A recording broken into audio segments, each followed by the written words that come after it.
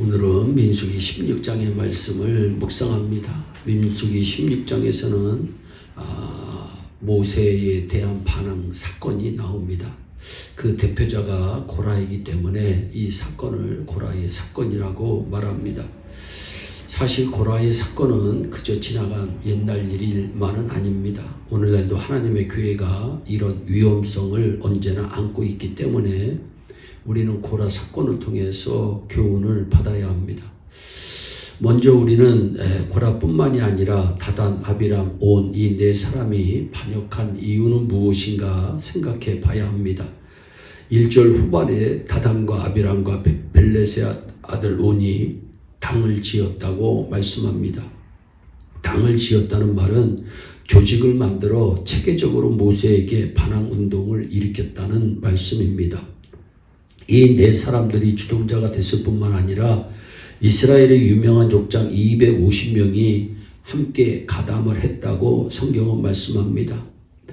49절에 보니까 고라의 일로 죽은 자 외에 연병의 죽은 자가 14,700명이었더라 말씀합니다. 참으로 거대한 반역 사건입니다. 그렇다면 이들이 반역한 이유가 무엇일까요? 첫째는 모세나 아론 두 사람만 하나님께서 특별히 세운 지도자로 인정할 수가 없다는 것입니다. 3절입니다. 그들이 모여서 모세와 아론을 거스려 그들에게 말합니다. 너희가 분수에 지나도다. 회중이 다 각각 거룩하고 여호와께서 그들 중에 계시거늘 너희가 어찌하여 여호와의 총회 위에 스스로 높이느냐라고 말씀합니다. 회중이 모두 거룩하고 여호와께서 회중 가운데 계시는데 왜 모세와 아론만이 스스로 여호와의 총회 위에 높이느냐고 따지는 것입니다. 물론 하나님의 백성들은 다 거룩합니다. 모든 신자는 다 왕같은 제사장이요 택하신 백성입니다. 하지만 하나님께서 은혜를 주시기 위해 교회의 직분을 세우셨다는 사실을 우리가 잊어서는 안 됩니다. 고라와 다단과 아비람과 온은 이 원리를 잊어버리고 우리가 다 거룩하고 평등함으로 지도자를 인정할 수 없다고 반항한 것입니다. 이것이 첫 번째 반역의 원리입니다. 또 다른 이유는 하나님께서 세우신 지도자를 허물어 버리고 그 대신 자기들이 그 자리로 올라가고자 하는 욕심을 가졌기 때문입니다. 9절입니다.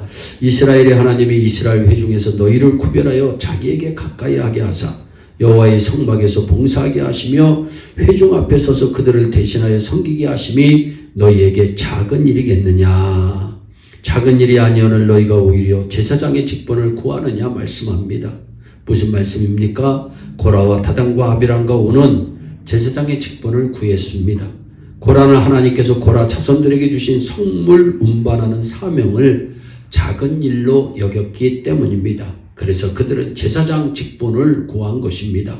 멋있어 보였기 때문입니다. 그렇다면 다단과 아비람과 온은 왜 제사장 직분을 구했을까요?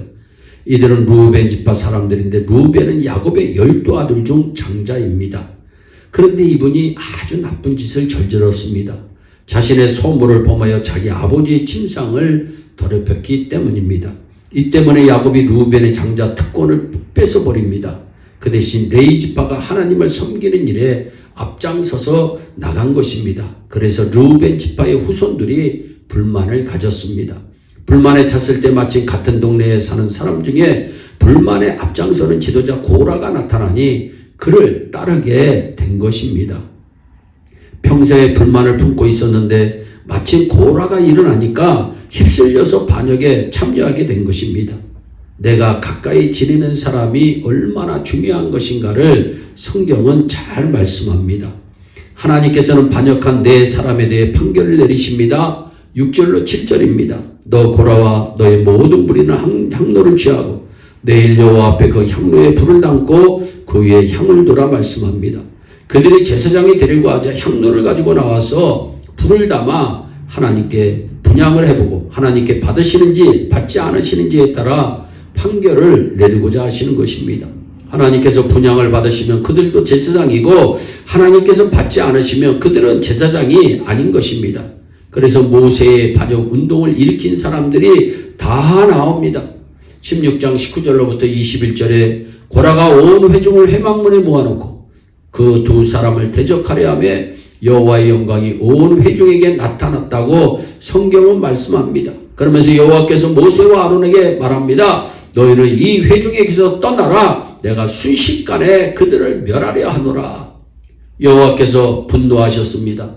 순식간에 그들을 다 죽이려고 합니다. 이때 모세가 뭐라고 말합니까? 하나님 그러실 줄 알았습니다. 하나님 한번 시원하게 좀 처리해 주세요 라고 말하지 않았습니다. 오히려 모세는 엎드립니다. 온유하고 침착하게 22절에 말씀합니다. 하나님이여 모든 육체의 생명이 하나님이여 한 사람이 범죄하였거늘 온 회중에게 진노하시나이까. 모세는 고라 한 사람만을 범죄한 사람이라고 지칭하면서 다른 사람들을 살리고자 합니다. 한 사람이 범죄하였거늘 온 회중을 다 멸하려 하십니까? 하나님 그렇게 하지 마세요. 하나님께서는 이러한 모세의 중보기도를 받아들이셔서 마지막으로 또 기회를 주십니다. 하나님은 은혜의 하나님이십니다. 멸망에 처할 사람에게도 하나님은 마지막 기회를 주시는 분이십니다.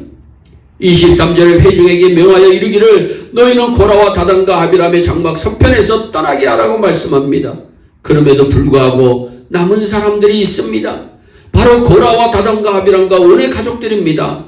이들은 장막의 땅밑이 꺼질 때 땅속으로 모두 생매장되어 죽고 맙니다. 35절 여호와께로서 불이 나와서 분향하는 250인을 죽였다고 말씀합니다. 백성들은 그날에는 모세의 말을 듣고 고라의 장막을 떠나서 일단 살아납니다. 그런데 보세요. 사람의 마음이 간사합니다. 이 사람들이 다음날 일어나서 또 모세와 아론을 원망하기 시작합니다. 41절입니다. 이튿날 이스라엘 자손의 온 회중이 모세와 아론을 원망하여 말합니다. 너희가 여호와의 백성을 죽였도다. 모세와 아론이 그들을 죽였습니까? 모세 아론은 살려달라고 하나님께 중보기도 하신 분들입니다. 그럼에도 불구하고 그들의 죄로 말미암아 심판받아 죽었던 것입니다.